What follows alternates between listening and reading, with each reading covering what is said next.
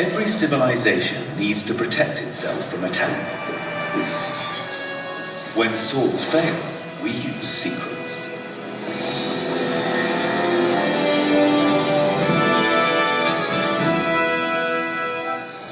In 17th century France, a religious war was raging with Protestant Huguenots against Royalist Catholics.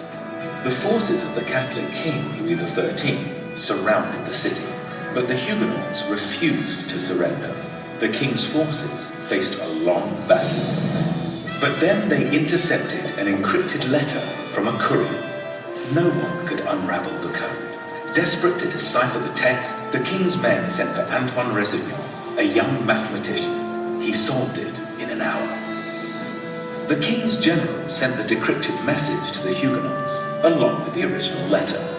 The city surrendered without a fight. Antoine became the cryptographer to the throne, mentored by Cardinal Richelieu, who was also a cryptographer. Antoine then mentored his son, Bonaventure, who was wildly inventive. When the next king, Louis XIV, ascended the throne, Bonaventure worked in a study next to the royal chambers. Antoine was by his side. The father and son invented a nearly unbreakable nomenclature and monoalphabetic substitution cipher. Two number tables generating an unpredictable mix of code. They pioneered the use of nulls, misspellings, aliases for keywords, and traps.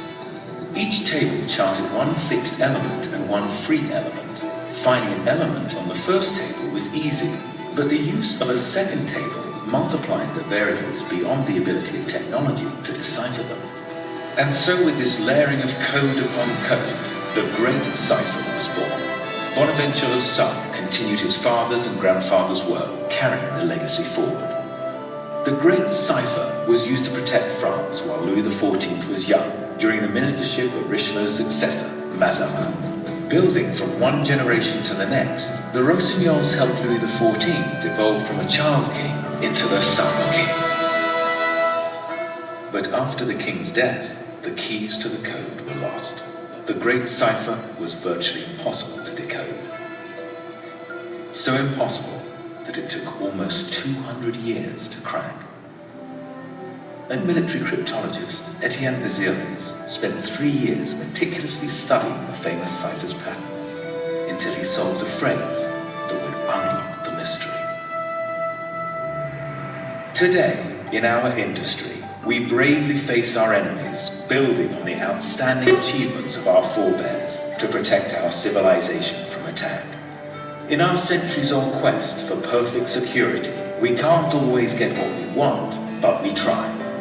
By coming together year after year to share knowledge, by creating technology not just for our time, but for all time, by mentoring a new generation of security experts, and by tirelessly working hand in hand to solve the problems of today and tomorrow.